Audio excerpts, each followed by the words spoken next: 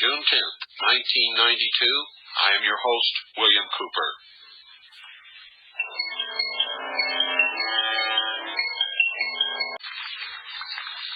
And it is raining.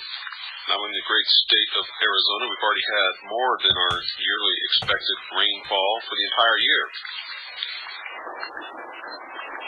But it's raining for the free world. The storm clouds on the horizon. And this program is about it. About those storm clouds.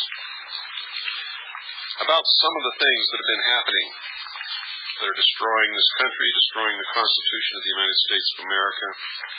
And it's going to show you how absolutely sound asleep we've all been.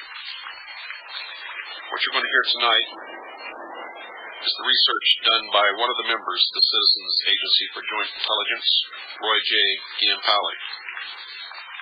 He actually sent this research into the San Francisco Chronicle as a letter to the editor. They refused to print it. Listen to this. Sit back, relax, close your eyes, open your ears, and do not go to sleep. This is your wake-up call.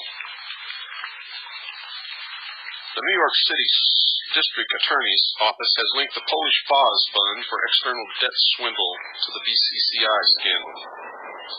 Despite charges yet to be filed, Polish fund chief executive Grzegorz Zimek has been jailed, and a New York City District Attorney investigative officer has leveled the allegation that as much as $260 million missing is just the latest effort at bilking available monies around the world. The money trail, through letters of credit or wire transfers from Warsaw, leads to Wells Fargo Bank of Hayward, the gold rush town of Sonora, and to Aruba, an island off the Venezuelan coast.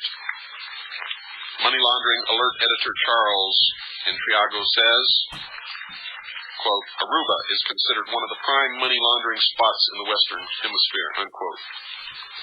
Alleged CIA operatives in Sonora refused to comment on the assertion that they helped funnel the funds through U.S. banks to the drug money haven island. Colombian drug traffickers in alliance with a mafia of Venezuelans and Sicilians say U.S. authorities that Venezuela is the most important transshipment point for Colombian cocaine. Wells Fargo branch manager Kay Malloy, as well as Wells Fargo Public Relations, says they are unaware of how the deception was carried out. However, the money transfer was made possible through the Overseas Credit Corporation, hereafter referred to as OCC, a probable CIA front company. The paper trail goes from Warsaw to Luxembourg to London to Maryland, a stone throw away from CIA headquarters in Langley, Virginia. Sonora resident and OCC President Barbara J. Botten was tight-lipped when asked if the action was a covert CIA activity. Her brother-in-law and car wash equipment proprietor, Edward R. Smith, OCC Vice President, was unavailable for comment. Although a former business associate of Smith said that he was traveling all around Europe, was involved in an investment program, and always had new cars.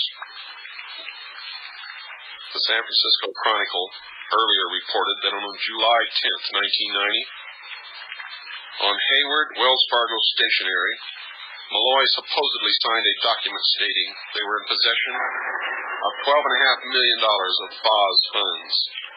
Allegedly, the letters were forwarded to Zimek so he could assure Polish government officials that the money was safe. The letters were intended to guarantee Polish officials that the funds were being used in buying up their debt at Wells Fargo. Quote, Smith and Barbara Botten were somehow connected to a big European corporation capitalized at more than $300 million, which underwrites loans worldwide and takes percentage points of the loans as a fee, unquote, the Chronicle earlier reported. According to Warsaw Deputy Prosecutor Janusz Halwis, all those letters were fabricated for the obvious purpose of keeping the chief executive of the FOS convinced that FOS funds were still safely deposited somewhere. Despite that assurance, the monies were possibly diverted to suspected CIA coffers. If the money went to Aruba, did it go to purchase Colombian cocaine? And how much? Venezuela was the transshipment point for the 12 tons of cocaine confiscated late last year by Miami authorities, and the second biggest cocaine seizure in one place in history. Evidence obtained by anti-narcotics agents now indicates that the cocaine came from a cartel based in the southern Colombian city of Cali, wrote the LA Times. Colombian cartel members and Venezuelan traffickers are facilitating their business by paying money for political influence in major cities and buying large stretches of jungle property along the 1,300 miles of border between the two countries. Officials say much of the land in the area is controlled by former military and police commanders who help provide a safe corridor for cocaine, the Times said. The Los Angeles Times also says that, quote, illicit narcotics are not altogether new in Venezuela, a country that two Sicilian organized crime families, the Contreras and the Caruanans, have used as a base for smuggling Middle Eastern heroin since the 1970s. The crime families own hundreds of legitimate businesses in Venezuela and have financed major political campaigns. Officials say that traffickers are continuing to pour their drug profits into Venezuela, a country with no statutes against money laundering. Millions of dirty dollars have been invested in real estate, travel agencies, currency exchanges, hotels, and casinos, writes the Los Angeles Times. Question: is the CIA working in conjunction with the mafia in this international scandal? I say yes. If so, what should be done?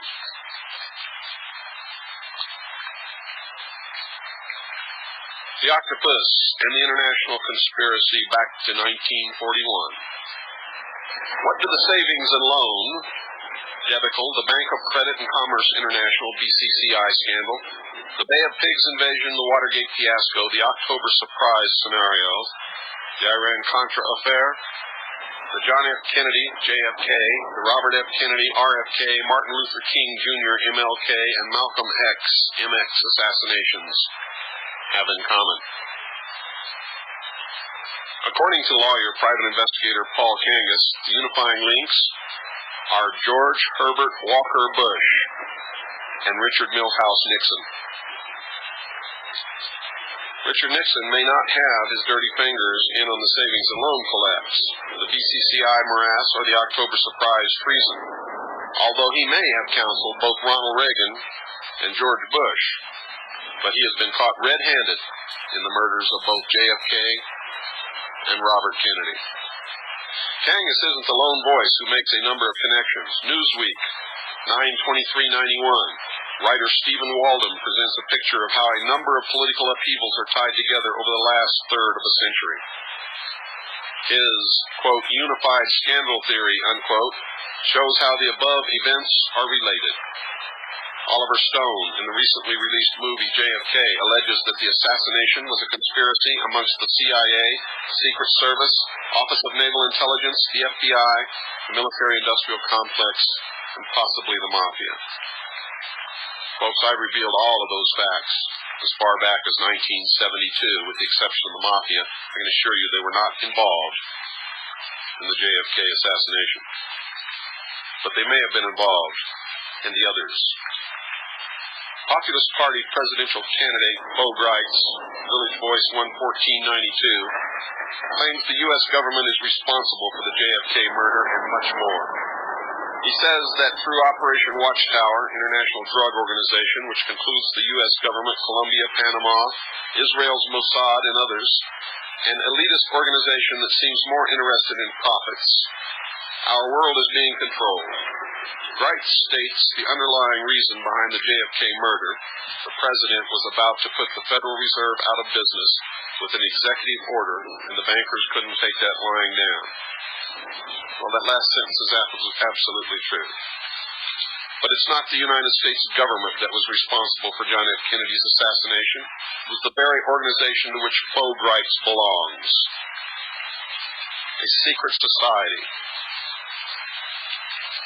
In July 1990, at Freedom Call 90 in Las Vegas, I sat in the audience and heard Lieutenant Colonel James Bo Gritz, as he introduced himself and gave his credentials, say, and I quote, "I am a 32nd degree Freemason of the Scottish Rite," unquote. You'd do best not to lend support to Lieutenant Colonel James Bo Gritz. Quote, "A newly discovered FBI document reveals that George Bush was directly involved in the 1963 murder of John F. Kennedy," writes Kangas in his publication. Quote, "Jail Bush for the murder of JFK," unquote. He says that it was Bush's CIA job to organize the Cuban community in Miami for the Bay of Pigs invasion. He hopped from Houston to Miami weekly. Bush spent 1960 and 1961 recruiting Cubans in Miami for the invasion. That is how he met Felix Rodriguez.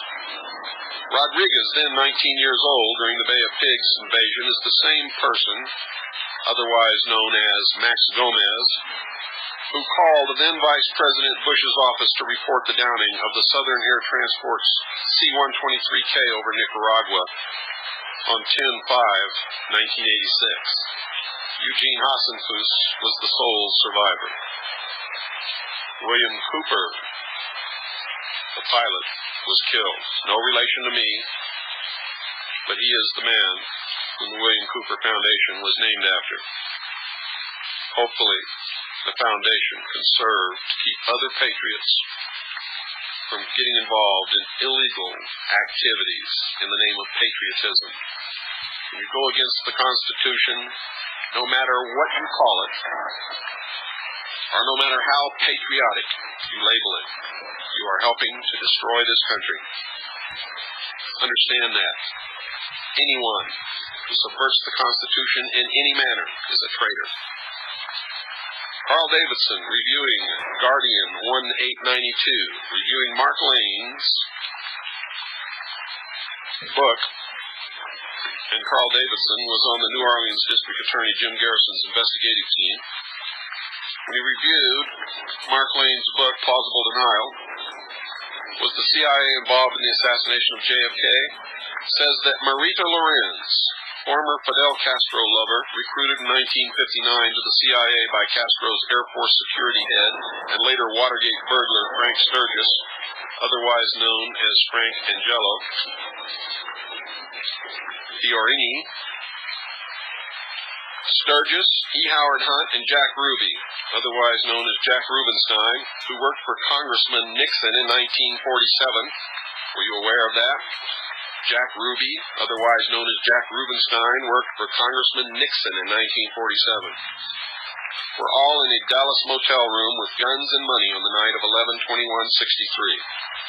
The next day, after John F. Kennedy was murdered, Sturgis, Hunt, and the third unidentified tramp were photographed while in Dallas police custody. However, the three were never booked.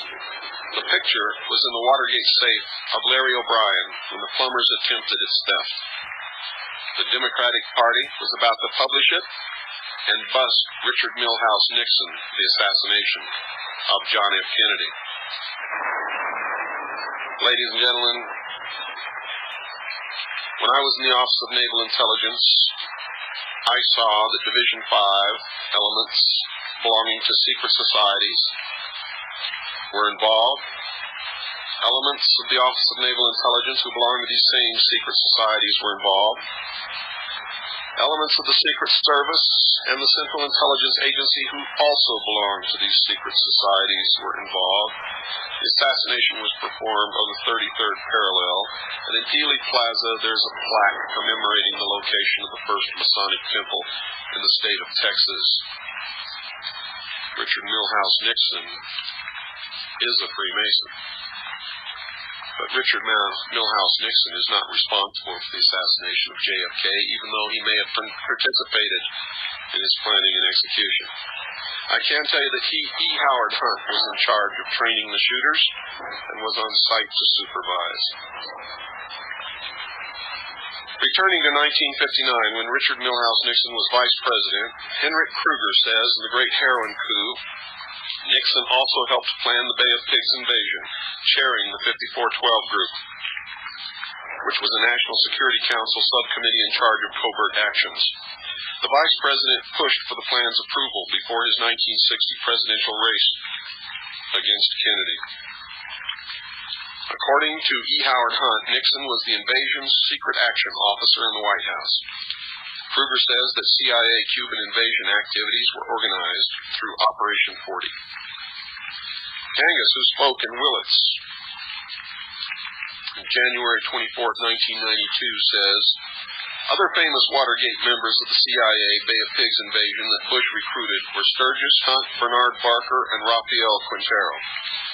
Quintero has said publicly that if he ever told what he knew about Dallas and the Bay of Pigs, it would be the biggest scandal ever to rock the nation. Nixon lost the 1960 race by the smallest margin in history. At first, Bush, Nixon, Cabell, and Hunt decided to just go ahead with the invasion without informing Kennedy. Then at the last second, at 4 a.m., just 2 hours before the invasion was set to go, General Cabell called JFK and asked for permission to provide United States air cover for the CIA invasion.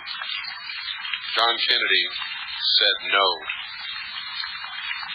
Another unusual coincidence was that General Cabell's brother was the mayor of Dallas at the time of the JFK assassination.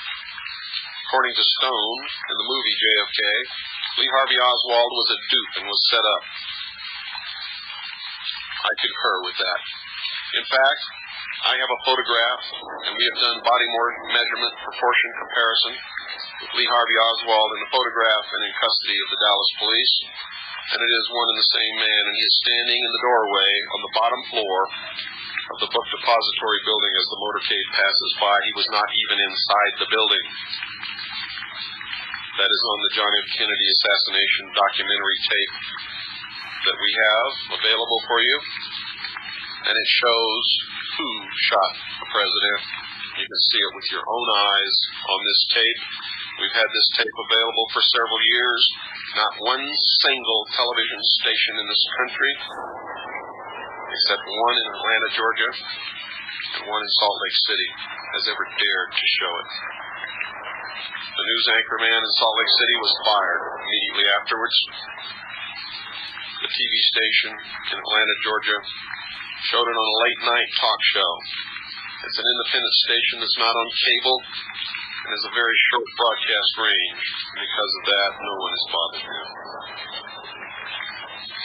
Why would a Marine be given Russian language training and then supposedly defect? The KGB must have had an inkling what was happening because they left Oswald alone. And that's to their credit, because Oswald was an operative of the Office of Naval Intelligence, the same organization that I was a member of.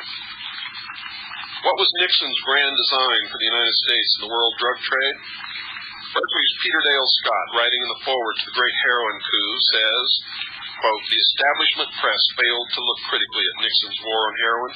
Instead, it blandly reported Nixon's decision in June 1971 to provide $100 million in aid to end opium production in Turkey, a country which, according to CIA estimates, produced only 3 to 8% of the illicit opium available throughout the world. At the time, perhaps 80% of the world's illicit opium was grown, much of it by CIA-supported tribesmen in the Golden Triangle. And most of the heroin still comes from there. Does this possibly give a different perspective for the Vietnam War? I might remind you, folks, that the biggest drug problem in this country is not heroin, although the importation of heroin is on the increase. The biggest problem has been cocaine and crack cocaine. All this stuff about heroin is merely a diversion away from the biggest problem. They have no intention of stopping the drug flow into this country because it does three things. Number one, whoever's addicted to drugs is under a form of euphemistic slavery. They are no threat to anyone. They can be controlled always by reducing or increasing the supply of drugs or raising or lowering the price. They can be used to create crime when the price is raised and the quantity of drugs available are decreased, to threaten the middle class so they will call for more control and take away our rights under the first 10 amendments of the Constitution of the United States. The war on drugs is a war on the Constitution, and there is no war on drugs. Understand that. And wake up.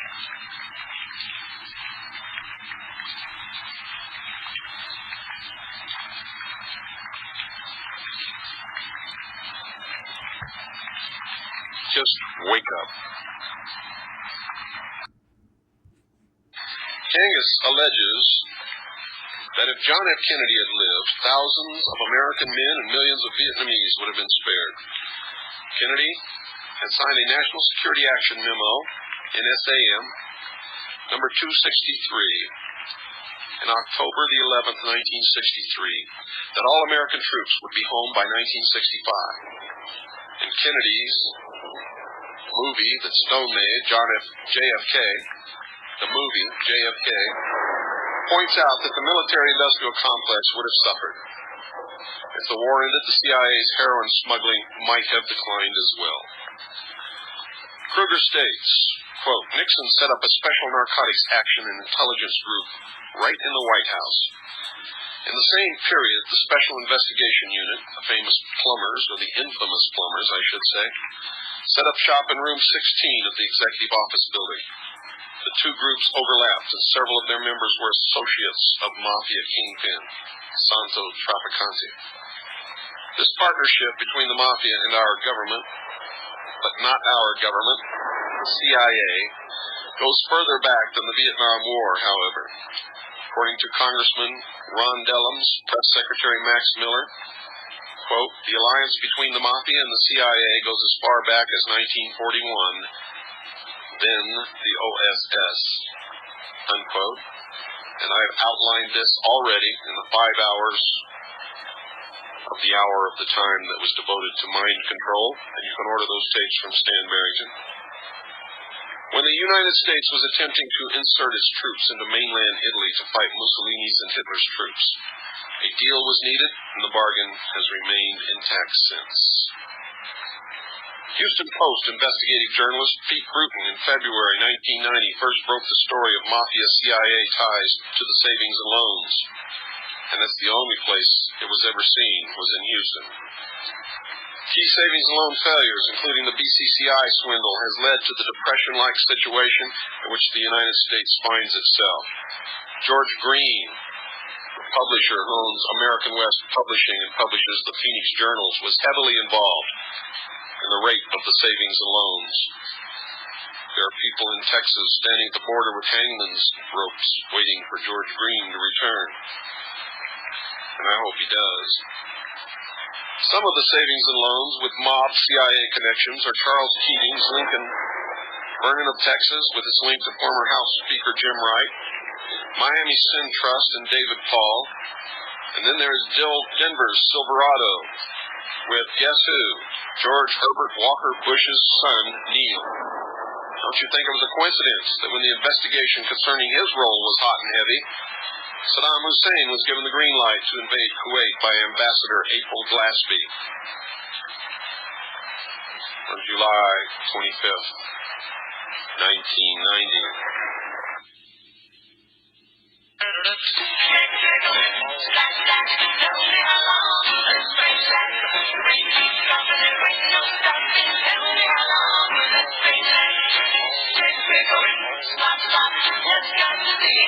don't trust.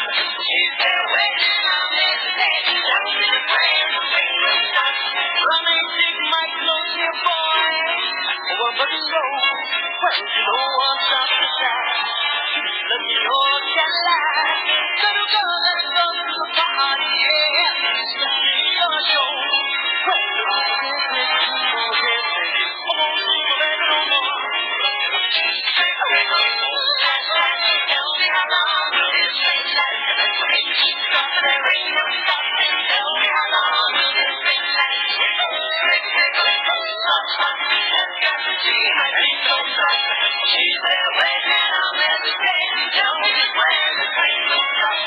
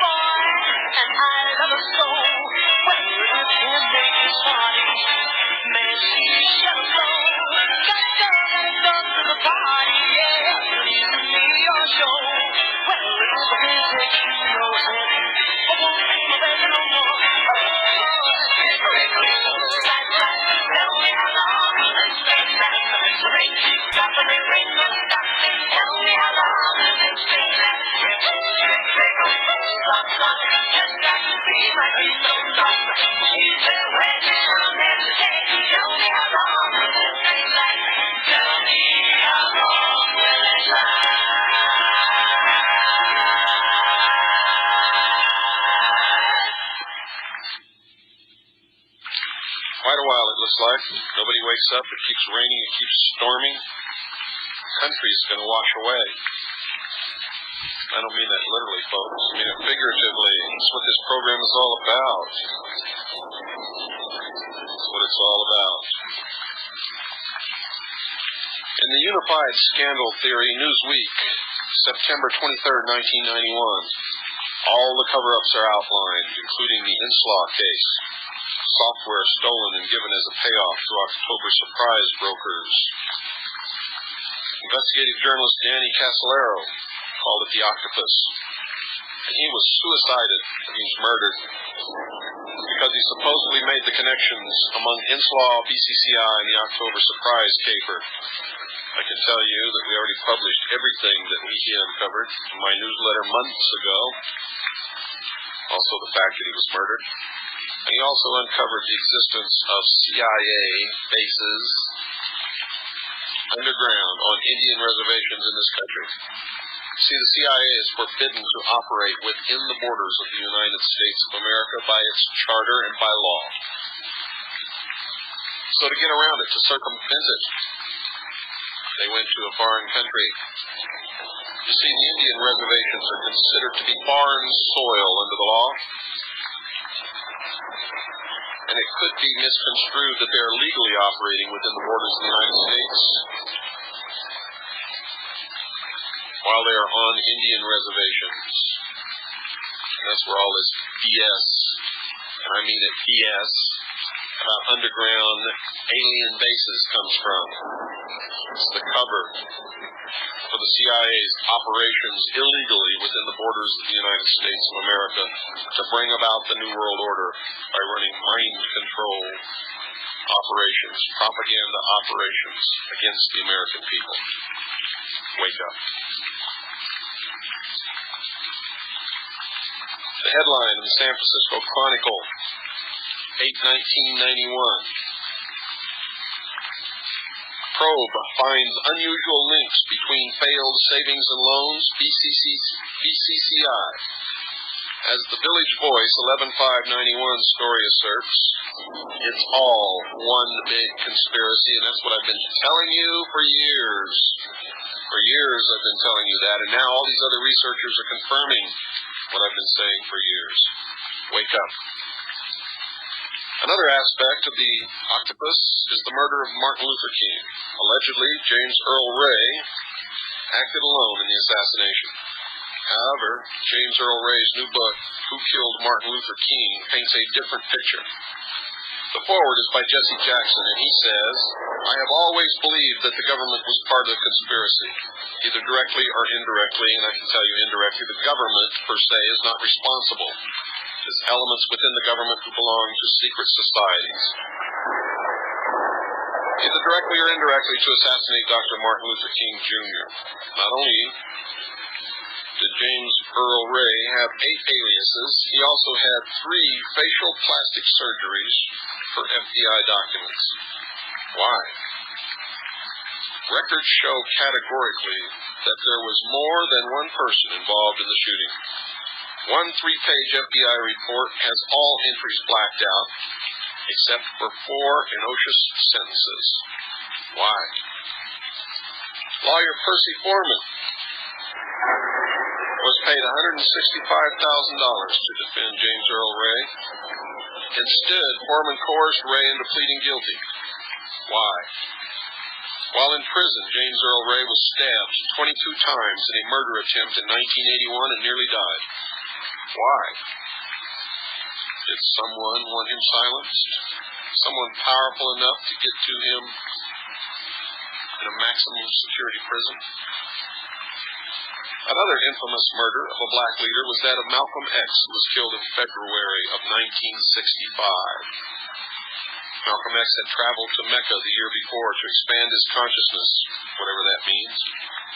He was espousing the peaceful coexistence of the races. If you listened to last night's broadcast, ladies and gentlemen, you know what this is all about. According to agents of repression, quote, it has been convincingly argued that the Federal Bureau of Investigation was involved in the orchestration of the assassination of Malcolm X, unquote. Quote, Malcolm's personal bodyguard, Eugene Roberts, was later discovered to have been serving as an infiltrator of the New York police in very close liaison with the Federal Bureau of Investigation's anti-black extremist COINTELPRO personnel, unquote. Ladies and gentlemen, why is it that so many noteworthy persons turned up dead due to murder or suicide? Could it have anything to do with the unified scandal theory, or as Danny Casolaro called it, the octopus? I say yes. Regarding the October surprise, George Bush has yet to settle in one particular alibi for his whereabouts from approximately 11 p.m., October the 18th, 1980, until about 9 p.m., October the 19th, 1980. And that is the exact time frame for George Bush's participation in the alleged October surprise negotiations. He has 3 different unverifiable alibis for those 22 hours, and the Secret Service's own records have him in more than 3 separate places at the very same time. And it's all full. Another date that both Richard Milhous Nixon and George Herbert Walker Bush have trouble remembering is the date of November the 22nd, 1963. Kangas has information that places both Richard Milhous Nixon and George Herbert Walker Bush in Texas on the day of the John Kennedy assassination. I have a videotape from a newsreel taken in Dallas, Texas, that shows Richard Milhous Nixon in a receiving line in a hotel in Dallas. In fact, the same hotel where a famous movie actress was also staying. Isn't it about time that these 2 leaders were held accountable for their whereabouts on 2 very important days in our history? Or is it that nobody cares? Do you care out there? Or have you given up?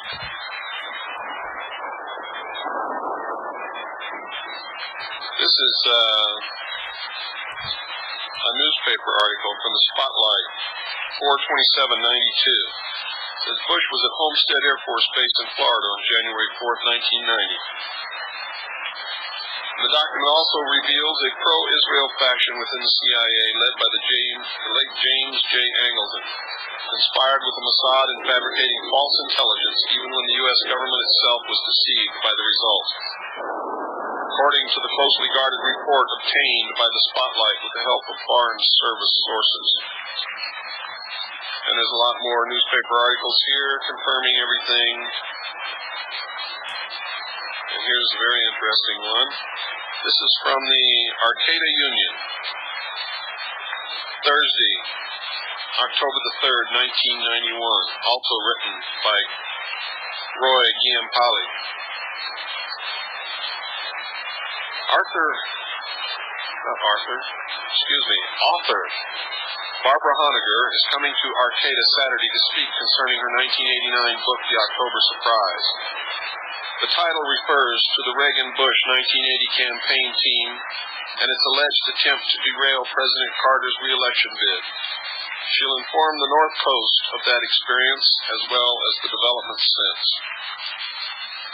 However, no surprise here, a number of individuals have turned up dead under mysterious circumstances. When you're dealing with a case of international graft, greed, and corruption, what are a few lives? This storm is getting worse. At the heart of the story is the Iran-Contra affair, arms for hostages, and the resupply of the rebels trying to overthrow the Managua government. And thrown in for good measure, Bank of Credit and Commerce International, BCCI. According to Christopher Hitchens, writing in The Nation, Honegger lists people connected with the scandal who have since died. The list includes William Casey and arms dealer Cyrus Hashimi. He goes on. Social activist Abbie Hoffman was found dead April 12, 1989. This was after submitting his October Surprise manuscript. An Election Held Hostage was the title, to Playboy magazine, published October 1988, and the casualties keep coming. Investigative journalist and stringer for the Financial Times of London, Anson Ng, was murdered, execution style, shot through the head, July 29th in his Guatemala City apartment. All of this has already been published in my newsletter months ago.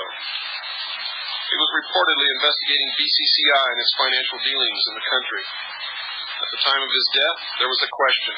Had he gotten to the October Surprise as well? More recently, Danny Casolaro was found floating in his West Virginia motel room tub. He called the case the Octopus. Columnist Jack Anderson in August tied Casolaro's death to British journalist Jonathan Moyle. 3/31/90. He was murdered. Moyle was the probable victim of Chilean arms dealer Carlos Cardoan. Moyle had gone to Santiago to cover an international air show for Helicopter World, the publication he edited.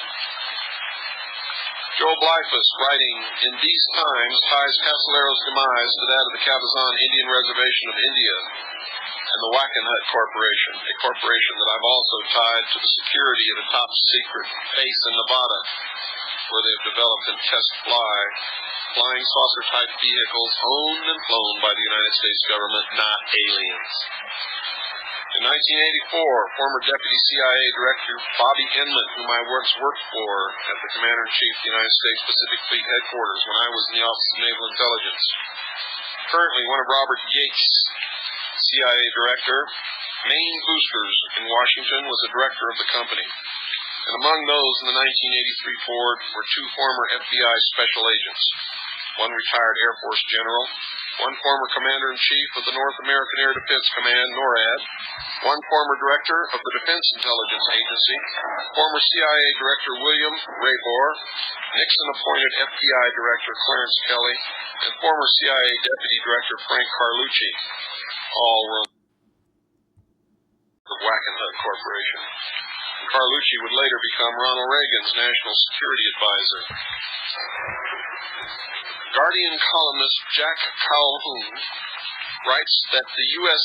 House of Representatives September 5th Subcommittee Report on Crime and Criminal Justice states, quote, the United States government had enough information on BCCI by the mid-1980s to have put BCCI on the most wanted list, unquote. He also says, quote, the report details instances going back to 1983 when the Customs Service, the Drug Enforcement Agency, The Internal Revenue Service and the Justice Department failed to take action against BCCI. In the September 23rd U.S. News and World Report, former Panamanian dictator Manuel Noriega, currently on trial, or just finished his trial, says he was paid $10 million by the United States government.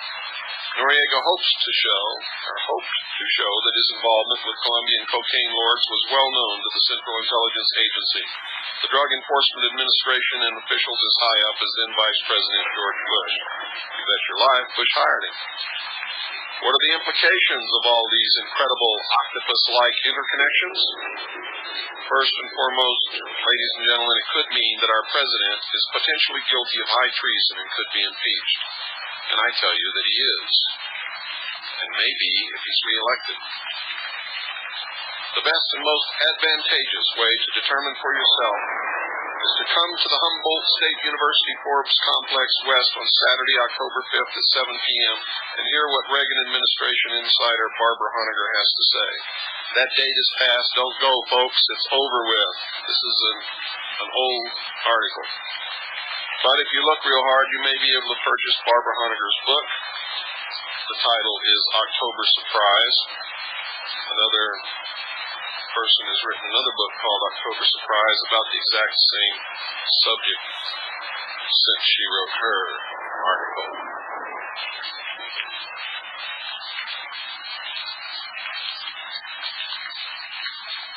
And it's still raining. I want all of you to do something now. Sit back. Close your eyes. On the back of your eyelids, draw a picture of the United States of America and all of its possessions. Draw a map. And on that map, put a dot for every city and town in this great nation and in its possessions. Now, if you're like me, it'd take you forever to count those dots because just in the state of Arizona, there's an awful lot of little towns and cities. A lot of them. Now, we're talking about the whole nation and all of the possessions of the United States of America. Now, take yourself to the street corner of any town that you want to in this nation or any of its possessions. And understand that at any given moment, hour, day, week, month, or year, if you have enough money in your hand, you can buy any quantity of any kind of dope, drug, narcotic that you can think of. At any moment, day or night, any hour, any day, week, month, or year, day or night. Now, can you imagine the supplies of drugs that have to be entering this country to accomplish that? Can you imagine? Understand that it's not Colombian drug lords bringing those drugs into this country. They're coming in under the protection of the umbrella of national security. Ladies and gentlemen, it's still raining. When is it ever going to stop? How is it ever going to stop?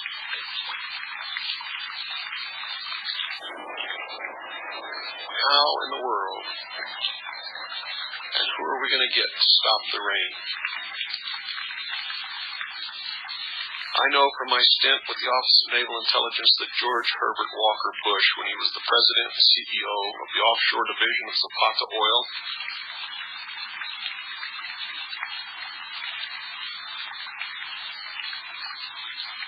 was the man responsible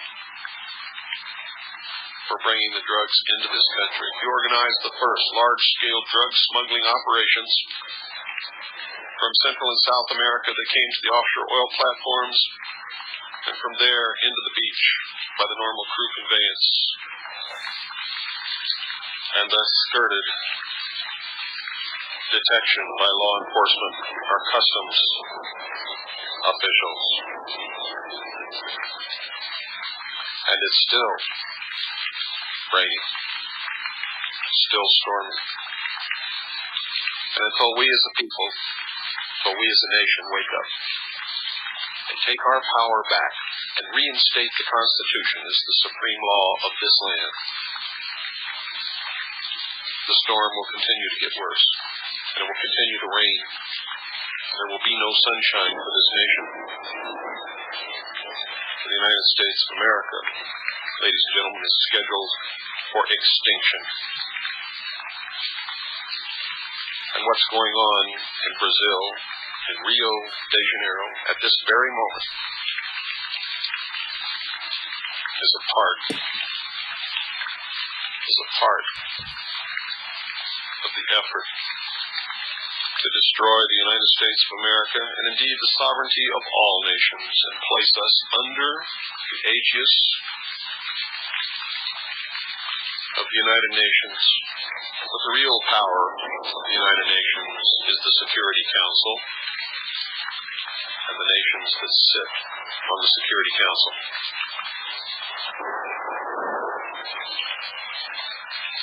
Understand that you will have no rights. The United Nations Charter has no individual rights for individual human beings.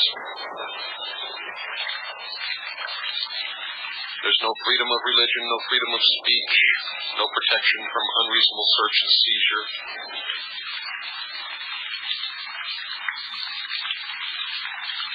No guarantee that you will not be made to testify against yourself. There's no writ of habeas corpus.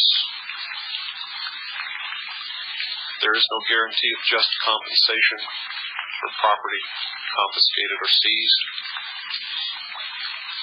There is no nothing. No nothing. There are no guarantees of any kind. Are you ready and willing to give up everything that humanity has worked for in the history of this earth? All of man's efforts to be free, to be responsible, to walk in a divine state of grace, responsible upon this earth? Or are you going to give it all away? And for what? And for what? For all the scams and manipulations and lies and hypocrisy.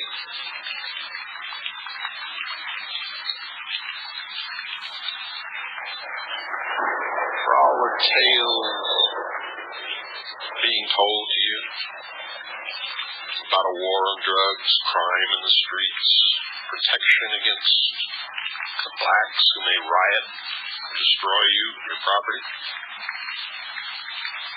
Protection against the destruction of the ozone layer?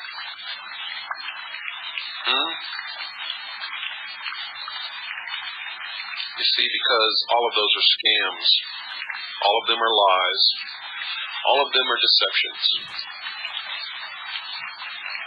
The problem is, most people are falling for these deceptions, hook, line, and sinker.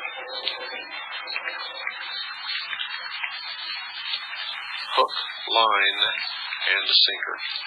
The same conditions exist in this country at this very moment that existed in Germany during Hitler's rise to power. Hitler also spoke of the New Order and the New World Order. Hitler also offered the solution of protection. The solution of socialism for Hitler's Germany was socialist, and the Nazi Party was National Socialism, and that's what Nazi means.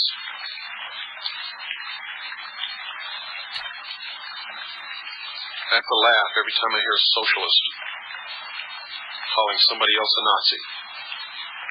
If you're a socialist, you are the Nazi, because socialism brings total control over every individual that engages in the acceptance of favors from daddy in the form of the government.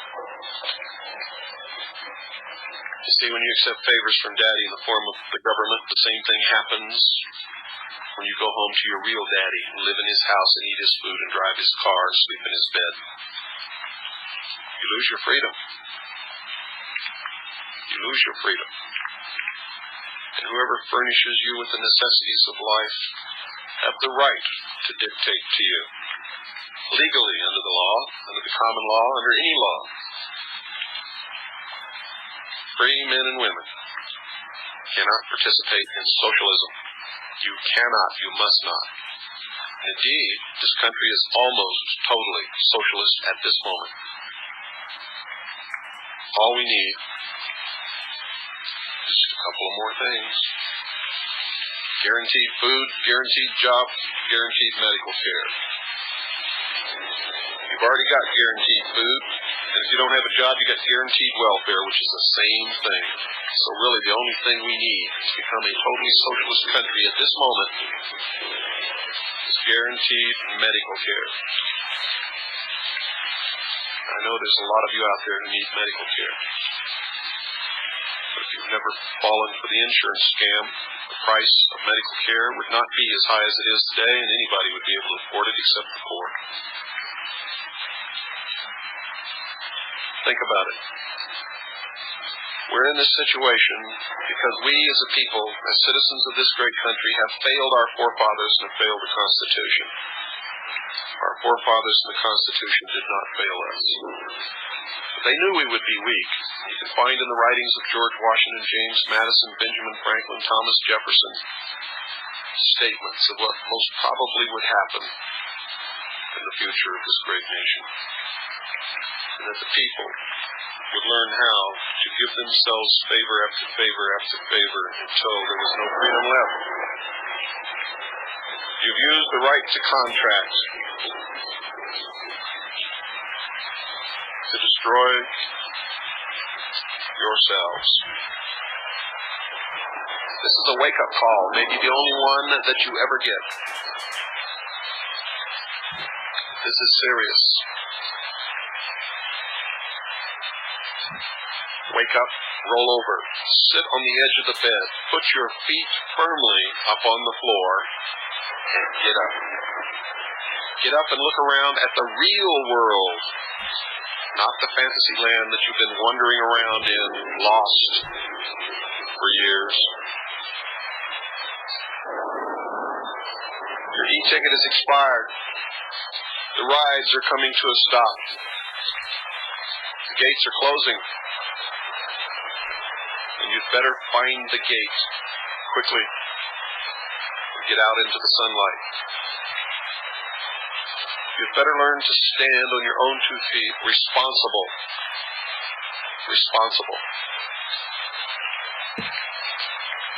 And you'd better throw every single traitor out of Washington. All of them. We need to completely revamp our entire political process. We can never again allow professional politicians to hold office in this country. And we must root out every member of secret societies who exist in the bureaucracy and in elected office. This must be done for the good of the nation.